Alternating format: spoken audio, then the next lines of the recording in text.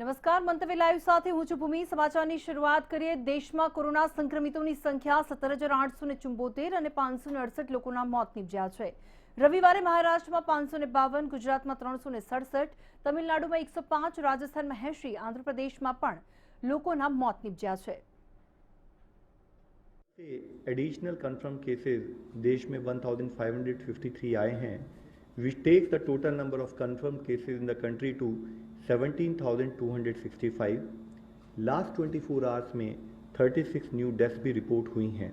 कि अगर हम 19 अप्रैल तक का डेटा लें तो इस नेशनल एवरेज के तहत 18 स्टेट्स में नेशनल एवरेज से बेटर परफॉर्मेंस और बेटर इंप्रूवमेंट नोटिस किया गया है, जिसमें कि दिल्ली में डबलिंग रेट 8.5 डेज है, कर्नाटका में 9.2 डेज है, Telangana 9.4 days, Andhra Pradesh 10.6 days, Jammu Kashmir 11.5 days, Punjab 13.1 days, Chhattisgarh 13.3 days, Tamil Nadu 14 days और बिहार 16.4 डेज।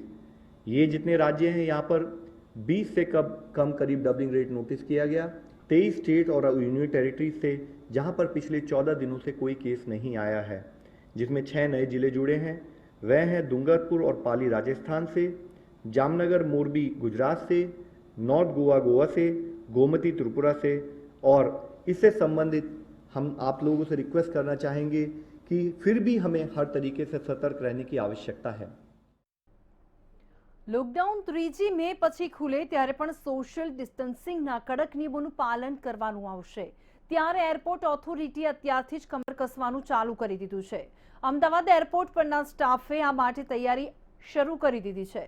એરપોર્ટ પર યલો માર્કર કરવામાં આવ્યા છે। 1 મીટર કરતાં વધુ અંતરે જ પેસેન્જરે ઊભા રહેવાનું રહેશે। સાથે જ પેસેન્જર લોન્જમાં બેસવા માટેની બેઠક પણ માર્ક કરવામાં આવ્યા છે। યલો માર્કર પ્રમાણે જ પ્રવાસીઓએ ફરજિયાત એકબીજાથી દૂર ઊભા રહેવું પડશે। આ જ પ્રમાણે એરપોર્ટ જ્યારે પણ ઓપરેશનલ થશે ત્યારે અમલ કરવામાં આવશે। મહત્વનું છે કે કેન્દ્રીય વિમાન મંત્રાલયે ગઈકાલે જ એર ઇન્ડિયાને 3જી મે પછી બુકિંગ લેતા રોક્યા હતા અને તેવામાં હવે એરપોર્ટ ઓથોરિટીની તૈયારીના ફોટોગ્રાફ સામે આવ્યા છે।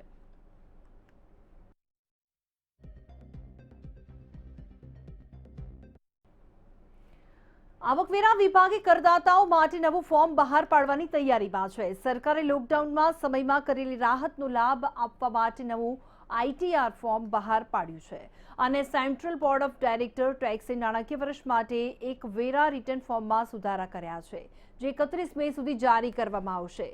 સીબીડીટીએ કહ્યું છે કે સરકાર દ્વારા નિયત કરવામાં આવેલી 30 જૂન 2020 સુધીની સમય મર્યાદા સાથે કરદાતાઓને સંપૂર્ણ લાભ આપવા માટે રિટર્ન ફોર્મમાં જરૂરી ફેરફાર કરવામાં આવી રહ્યા છે।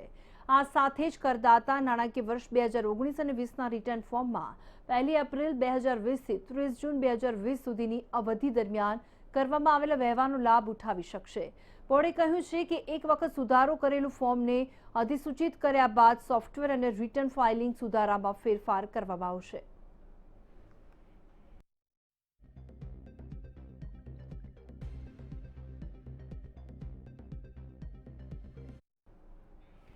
આગળ વાત કરીએ કેદારનાથ અને બદ્રીનાથના કપાટ ખોલવાની તારીખને લંબાવવામાં આવી છે। ઇતિહાસમાં પ્રથમ વખત કપાટ ખોલવાની તારીખને આગળ ધપાવવામાં આવી છે।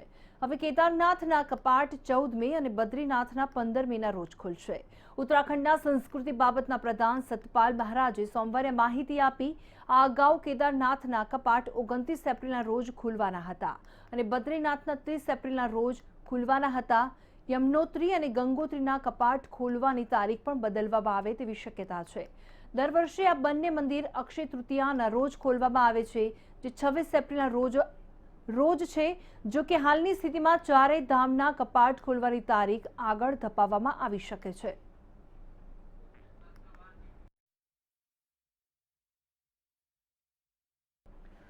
પશ્ચિમ બંગાળ અને કેન્દ્ર સરકારની લોકડાઉનના ઉલ્લંઘન અને સામાજિક અંતરની સમીક્ષાને લઈને તકરાર શરૂ થઈ ગઈ છે।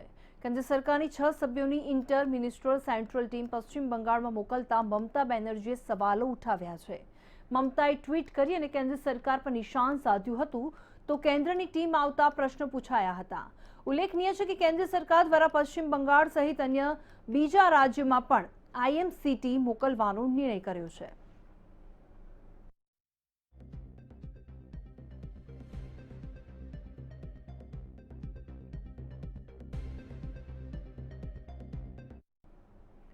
આગળ વાત કરીએ, મોટા સમાચાર સામે આવી રહ્યા છે તેના પર નજર કરવામાં આવે. જે રીતે વાત કરવામાં આવી રહી છે કોરોના વાયરસને લઈને જે દિવસે ને દિવસે કેસ વધી રહ્યા છે, તો ભારતમાં પણ અસિમ્પ્ટોમેટિક કેસમાં વધારો થયો છે. 100માંથી 80 પોઝિટિવ લક્ષણો નહિવત છે. માત્ર 20 જ દર્દીઓમાં લક્ષણો જોવા મળે છે. આપને જણાવી દઈએ કે કોરોના વાયરસના જે સિમ્પટમ્સ છે તે માત્ર ને માત્ર હવે નવી રીતે જે રીતે કોરોનાએ પગ પેસારો કર્યો છે કે તેમાં સિમ્પટમ્સ દેખાતા નથી અને કોરોના પોઝિટિવ કેસ પણ સામે આવે છે. ત્યારે એક ચિંતાજનક સમાચાર, લક્ષણ વિનાના કેસ પકડવામાં ખૂબ જ મુશ્કેલી પડી રહી છે. આપને જણાવી દઈએ, લક્ષણ વિનાના કેસથી લોકો ટ્રાન્સમિશનનો પણ ડર સતાવી રહ્યો છે. માત્ર 20 જ દર્દીમાં તમામ લક્ષણો જોવા મળ્યા છે. જે કોરોના વાયરસના જે સિમ્પટમ્સ છે, ગળામાં દુખાવો થવો, ખાંસી થવી, શરદી થવી, તે બધા લક્ષણો દેખાતા નથી. તેમ છતાં પણ કોરોના વાયરસ પોઝિટિવ કેસ સામે આવે છે. અને આ સાથે ફોન લાઈન પર ઉપસ્થિત છે અમારા સંવાદદાતા પરેશ ચૌહાણ. પરેશ, જણાવશો અપડેટ? જી બિલકુલ, તમે જેમ વાત કહી તેમ સામાન્ય લોકોને એવું લાગે છે કે કોરોનાના જે પ્રાથમિક લક્ષણો છે તે તાવ આવવો, પછી શરદી અથવા તો ગળામાં દુખાવો, આ તમામ બાબતો છે. આ લક્ષણો તો છે જ, પરંતુ લોકો એક વાત ભૂલી જાય છે કે જેનો ખુલાસો ICMR એટલે કે ઇન્ડિયન કાઉન્સિલ ઓફ મેડિકલ રિસર્ચે કર્યો છે. તેમનું એવું કહેવું છે કે ભારતમાં જે દર 100 કેસ આવે છે તેમાંથી 80 કેસ એવા હોય છે પોઝિટિવ કેસ કે જેમાં કોઈ પણ પ્રકારના લક્ષણો હોતા નથી. આને જે મેડિકલી જે ભાષામાં કહેવાય છે અસિમ્પ્ટોમેટિક, આ એનું નામ વર્ડ છે ખાસ. અને જો સાદી ભાષામાં કહીએ તો એવા કેસ કે જેમાં કોઈ લક્ષણો દેખાતા નથી. તો દર 100માંથી 80 કેસ આવા લક્ષણો વિનાના હોય છે. ભારતની વાત છે. અને માત્ર જે 20 દર્દીઓ હોય છે તેમાં જ કોઈને કોઈ લક્ષણ દેખાય છે. તો લક્ષણો ન દેખાવા તેને એક રીતે ચિંતાનું કારણ તો ગણી શકાય. અગાઉ ચીને પણ એવું કહ્યું હતું કે અમારા દેશમાં એવા ઘણા બધા કેસીસ આવ્યા છે કે જેમાં કોઈ પણ લક્ષણો ન હતા તેવા પણ ઘણા બધા લોકોને કોરોના પોઝિટિવ આવ્યો છે. આપણે જ્યારે ગુજરાતની વાત કરીએ તો ગુજરાતમાં પણ, અને ખાસ કરીને અમદાવાદની વાત કરીએ તો અમદાવાદમાં પણ 80% કેસ એવા છે કે જેમાં કોઈ પણ લક્ષણ નથી, છતાં પણ જે છે તે પોઝિટિવ દર્દીઓ હોય તેવા રિપોર્ટ આવ્યા છે.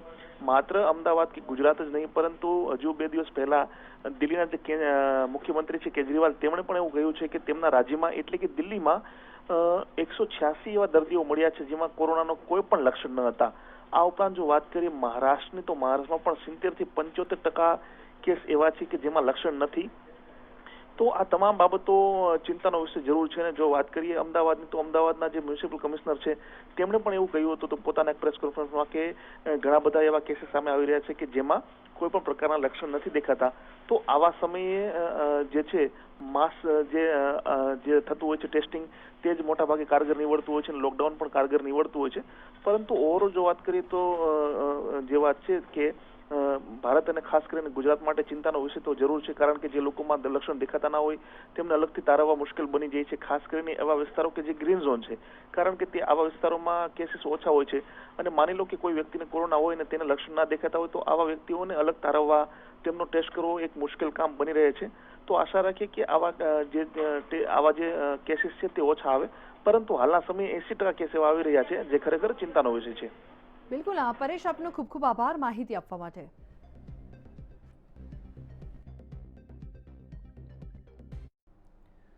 લોકડાઉન સહિત મહામારીના કપરાકાળમાં ભારતીય સેના પણ પોતાનું મહત્વ યોગદાન આપી રહ્યું છે. અને તેવામાં અરુણાચલ પ્રદેશ સાથેના વાહન વ્યવહારને મજબૂત બનાવવા માટે પ્રયાસના ભાગરૂપે ભારતીય સેનાના બોર્ડર રોડ ઓર્ગેનાઇઝેશને અરુણાચલ પ્રદેશની સુબન સિટી નદી પરના દાપોરિજો બ્રિજને સંપૂર્ણપણે અપગ્રેડ કરીને અવરજવર માટે ખુલ્લો મૂક્યો છે. આ બ્રિજ અપગ્રેડ કરીને થઈ જવાથી હવે પહેલાથી વધુ ઝડપે આવશ્યક ચીજવસ્તુઓની મૂવમેન્ટ કરાવી શકાશે.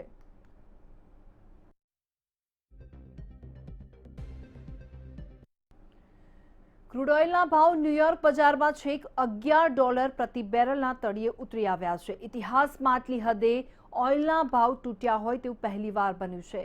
એક સમયે ક્રૂડ ઓઇલનો ભાવ $165 પ્રતિ બેરલ સુધી પહોંચી ગયો હતો, જ્યારે હાલ મેં જે ઉપલી સપાટીથી 10 ગણા કરતાં પણ વધુ તૂટી ગયો છે.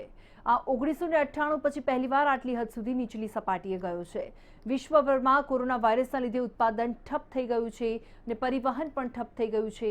તેવામાં વપરાશમાં પણ 40%નો ઘટાડો આવ્યો છે. બીજી તરફ ક્રૂડ ઓઇલના ઉત્પાદનમાં છેક હમણાં સુધી ઘટાડો ન કરતા તેની પણ અસર જોવા મળી છે.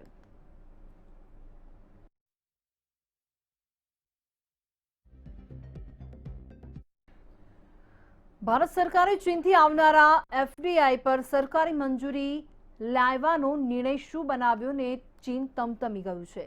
એવું લાગી રહ્યું છે કે જાણે ભારતે ચીનથી આવનારા રોકાણ પર પ્રતિબંધ લગાવી દીધો છે। ચીને કહ્યું છે કે ભારત આવું કરીને ચીન સાથે ભેદભાવપૂર્ણ વર્તન કરી રહ્યું છે કે જે વર્લ્ડ ટ્રેડ ઓર્ગેનાઇઝેશનના નિયમની વિરુદ્ધ છે। ચીનનો આ મિજાજ જણાવે છે કે ભારતને લઈને તેના ઈરાદા બરાબર નથી। આખરે સરકારે ફક્ત એટલું જ તો કહ્યું છે કે રોકાણ પહેલા સરકારને જણાવવું પડશે અને મંજૂરી લેવી પડશે। આમાં ખોટું શું છે? જો કે ચીન બોખલાઈ ગયું છે અને આના કારણે તેના મેલા ઈરાદાઓ પર્દાફાશ થઈ ગયો છે અને ચીની દૂતાવાસના પ્રવક્તાએ સોમવારે કહ્યું છે કે કેટલાક દેશોથી પ્રત્યક્ષ વિદેશ રોકાણ માટે ભારતના નવા નિયમ WTOના બિન ભેદભાવવાળા સિદ્ધાંતનું ઉલ્લંઘન છે અને મુક્ત વેપારથી સામાન્ય પ્રવૃત્તિની વિરુદ્ધ છે।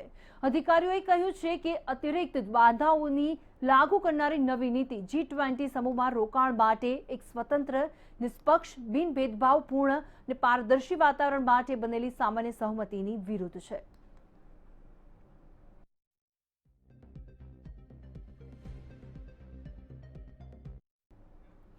કોરોના વાયરસની મહામારી સ્વાસ્થ્ય સંકટની સાથે જ હવે વૈશ્વિક ગતિરોધનું કારણ બનતું જઈ રહ્યું છે। દુનિયામાં તમામ દેશ વાયરસની પાછળ ચીનનું ષડયંત્ર ગણાવી રહ્યા છે। કે ખુલ્લેઆમ ધમકી આપી છે કે હવે જર્મનીએ તો ચીન પાસે ભારે ભરખમ વળતર માંગ્યું છે, એટલે કે કોરોનાના જનક ચીનની પાછળ દુનિયા પડી ગઈ છે। અમેરિકા ઉપરાંત અનેક યુરોપિયન દેશોની માફક જર્મની પણ ચીનને જ કોરોના વાયરસ ફેલાવવા માટે જવાબદાર માને છે।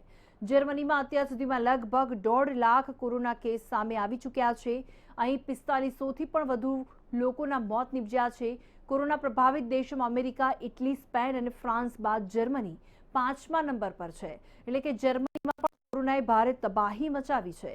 આ તબાહીથી ગુસ્સે ભરાયેલા જર્મનીએ ચીનને હિસાબ ચૂકતો કરવા માટે કહ્યું છે। જર્મનીએ ચીનને 149 બિલિયન યુરોનું બિલ મોકલ્યું છે, જેથી કોરોના વાયરસથી થયેલા નુકસાનનું વળતર કરી શકાય।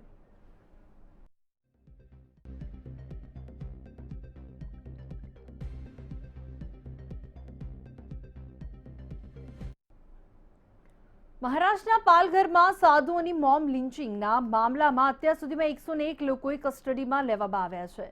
આ વચ્ચે ઉત્તર પ્રદેશના મુખ્યમંત્રી યોગી આદિત્યનાથે મહારાષ્ટ્રના સીએમ ઉદ્ધવ ઠાકરે સાથે વાતચીત કરી। સીએમ યોગીએ દોષિતો વિરુદ્ધ કાર્યવાહીની માંગ કરી અને તેના પર સીએમ ઉદ્ધવ ઠાકરેએ કહ્યું કે દોષિતોને સજા આપવામાં આવશે। સીએમ યોગી આદિત્યનાથે પોતાના ટ્વિટર પર લખ્યું, પાલઘર મહારાષ્ટ્રમાં થયેલી જૂના અખાડાના સંતો સ્વામી કલ્પવૃક્ષ ગિરિજી અને સ્વામી સુશીલ ગિરિજી તથા તેના ડ્રાઈવર નિલેશ તેલગડેજીની હત્યાના સંબંધમાં કાલે સાંજે મહારાષ્ટ્રના મુખ્યપ્રધાન ઉદ્ધવ ઠાકરે સાથે વાત કરી અને ઘટનાના જવાબદાર તત્વો વિરુદ્ધ કઠોર કાર્યવાહીનો આગ્રહ કર્યો છે। આગળ સીએમ યોગી આદિત્યનાથે લખ્યું છે કે મહારાષ્ટ્રના માનનીય મુખ્યમંત્રી દ્વારા તે જણાવવામાં આવ્યું છે કે કેટલાક લોકોની ધરપકડ કરવામાં આવી છે અને બાકી છે તેની ઓળખ કરીને કડક કાર્યવાહી કરવામાં આવશે। અત્યાર સુધી મોમ લિન્ચિંગના મામલામાં 101 લોકોની કસ્ટડીમાં મોકલવામાં આવ્યા છે। पुलिस क्या कर रही है, सरकार क्या कर रही है? किया ना, कर रहे हैं, हमने किया, किसी को नहीं बख्शा और किसी को भी हम छोड़ेंगे नहीं। वो इसमें मैं सिर्फ कहना चाहता हूं कि जो भी लोग इसमें आग लगाने की कोशिश कर रहे हैं, आग ना लगाए। ये कोई मजहब की बात नहीं है, सिर्फ गलत फहमी जो हुई इस कारण इनकी हत्या हुई, लेकिन इसके बावजूद हम किसी को भी छोड़ने वाले नहीं। मग काय झालं, साधूंची हत्या, क्यों आप चुप बैठे हो? चुप भी कोई बैठा नहीं है। फिर से एक बार कहना चाहता हूं, कुछ लोग इसमें आग लगाने की कोशिश कर रहे हैं। ये कोई हिंदू मुस्लिम या कोई ऐसी सांप्रदायिकता इसमें नहीं है। ये हमला जो हुआ है सांप्रदायिकता इसमें है नहीं। ये दुर्भाग्य की बात है, गलत फहमी के शिकार हुए हैं, जो बहुत ही निंदनीय बात है।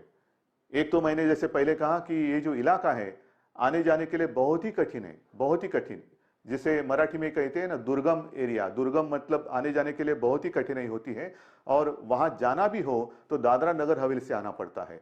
जिस वक्त ये घटना हुई, ये जो साधु थे वो जाना चाहते थे गुजरात, उनको रोका गया। दादरा नगर हवेली जो सिलवासा वगैरह केंद्र शासित प्रदेश है, वहां सीमा पर उनको रोका गया, वहां से उनको लौटाया गया।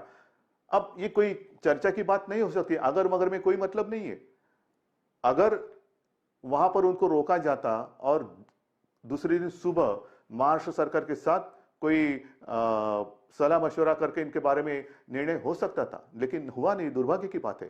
लेकिन मैं आपको वचन देता हूं, इसमें कोई भी सांप्रदायिक बात है नहीं। 100 से भी ज्यादा लोगों को हमने गिरफ्तार किया है, जिनको 30 अप्रैल तक पुलिस कस्टडी मिली है, पुलिस की हिरासत में है। હાલ રોકાઈશું એક બ્રેક માટે।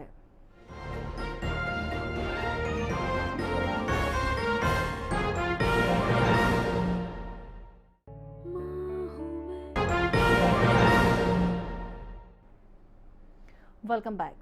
બ્રિટનની હાઈકોર્ટે ભારતના ભાગેડુ આર્થિક ગુનેગાર વિજય માલ્યાની અપીલ ફગાવી દીધી છે। આ સાથે વિજય માલ્યાના ભારત પ્રત્યાર્પણનો રસ્તો સાફ થઈ ગયો છે। 2018માં બ્રિટનની વેસ્ટમિનિસ્ટર મેજિસ્ટ્રેટ કોર્ટે વિજય માલ્યાના ભારત પ્રત્યાર્પણને મંજૂરી આપી દીધી। માલ્યાની સામે હાઈકોર્ટમાં અપીલ દાખલ કરી। અત્યારથી આ કેસ પેન્ડિંગ હતો। આ નિર્ણય બાદ માલ્યાના પ્રત્યાર્પણનો મામલો હવે ગૃહ સચિવ પ્રીતિ પટેલ પાસે જશે, જે અંતિમ નિર્ણય લેશે।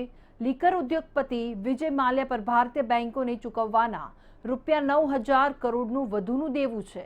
માલ્યા આ લોનની તેની કિંગફિશર એરલાઇન્સ માટે લીધી હતી।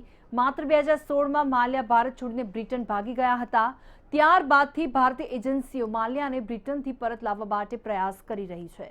માલ્યાને 2018માં યુકેની અદાલતે મંજૂરી આપી દીધી અને ત્યારબાદ તેને પ્રત્યાર્પણ કરવાની અપેક્ષા રાખવામાં આવી હતી, પરંતુ તેને હાઈકોર્ટમાં અપીલ દાખલ કર્યા બાદ આ કેસ ફરીથી અટકી ગયો હતો।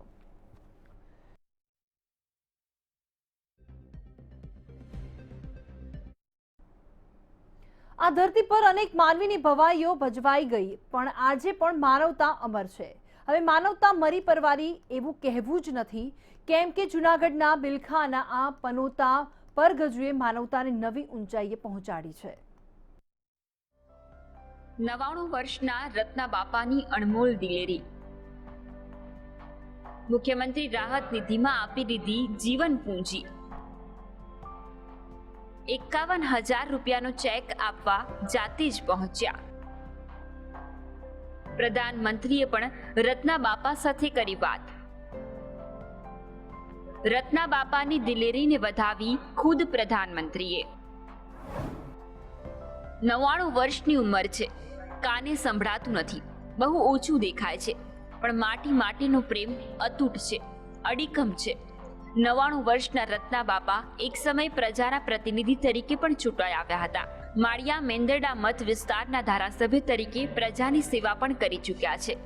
પણ આજે જ્યારે વતન પર આફત આવી છે, ત્યારે ડગમગાતા પગે ધ્રુજતા પંડે પણ વતન માટેના લોખંડી ઈરાદા સાથે રત્ના બાપા અધિક કલેક્ટર કચેરીએ પહોંચ્યા અને પોતાની જીવનભરની પૂંજી જેવી 51,000 રૂપિયાની રકમનો ચેક મુખ્યમંત્રી રાહત નિધિમાં જમા કરાવ્યો। વાત છે કે પ્રધાનમંત્રી સુધી પહોંચી તો તેમનાથી પણ ન રહેવાયું। એક સમય ભાજપમાં જ રત્ના બાપા સક્રિય કાર્યકર રહી ચૂક્યા હતા, એટલે પ્રધાનમંત્રીએ એ વાત પણ યાદ કરતા રત્ના બાપાને ફોન લગાડ્યો। હા, તમારી તબિયત કેમ છે? તમારી તબિયત કેમ છે પૂછે છે સાહેબ। મારી તબિયત અવસ્થા પૂરી થઈ, તબિયત આગળ તો ઠીક છે, પણ હવે કાને સાંભળી નથી શકતો ને। હા, મને યાદ કરો છો બાપા? કે યાદ કરો છો મને સાહેબ પૂછે છે। યાદ તો કરતો ને, રામ રામ કરો, યાદ કરો, દેશનું ભલું કરો, એટલે એટલું તો થાય ને। અમે નથી કઈ કરી શકીએ। અમે તો રત્ના બાપા તમને બહુ યાદ કરીએ। વિશ્વમાં હંધાઈને સમજાવો અને આ સૈન્ય સમજાવીને કઈક કરો, નજર પછી એની ઉપર હંધાઈ તૂટી પડો। અને આવી જ કંઈ કેટલીય જૂની પુરાણી વાતો સાથે પ્રધાનમંત્રીએ ફોન કોલ પૂર્ણ કર્યો। એ દરમિયાન તેમના દીકરા ધનજીભાઈ સાથે પણ વાતચીત કરી। પેન્શન સ્વીકારતા પણ નથી અને જે તે સમયે ધારાસભ્ય હતા ત્યારે પણ સરકારના શ્રેયના કોઈ લાભ લીધેલ નથી। તેઓના પગાર ભથ્થા પણ તેઓ ગરીબ વિદ્યાર્થીઓને શિષ્યવૃત્તિ પેટે આપવા માટેની જાહેરાત કરીને આપતા હતા।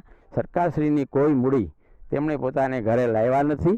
વડાપ્રધાનશ્રીએ પણ એમની સાથે ફોન ઉપર વાત કરી છે અને એમને પણ આ બાબતમાં શુભેચ્છા વ્યક્ત કરી છે। પ્રધાનમંત્રી નરેન્દ્ર મોદીએ આમ જ કઈ રત્ના બાપાની આ દિલેરીને બિરદાવી નથી। દેશ માટે રત્ના બાપા એક સ્વાતંત્ર્ય સેનાની તરીકે પણ સેવા આપી ચૂક્યા છે। અને જ્યારે લોકપ્રતિનિધિ હતા, ધારાસભ્ય બન્યા હતા, ત્યારે પણ એસટી બસમાં જ મુસાફરી કરીને ખરા આમ આદમી હવાનું પુરવાર કરી ચૂકેલા રત્ના બાપાએ 99 વર્ષની ઉંમરે પણ સાબિત કરી દીધું કે તેઓ માત્ર નામથી નહીં પણ કામથી પણ રત્ન જ છે. વૈશાલી કગરાણા, મંતવ્ય ન્યૂઝ, જૂનાગઢ. તો આ સાથે સમાચારમાં હાલ બસ આટલું. મને રજા આપશો. નમસ્કાર.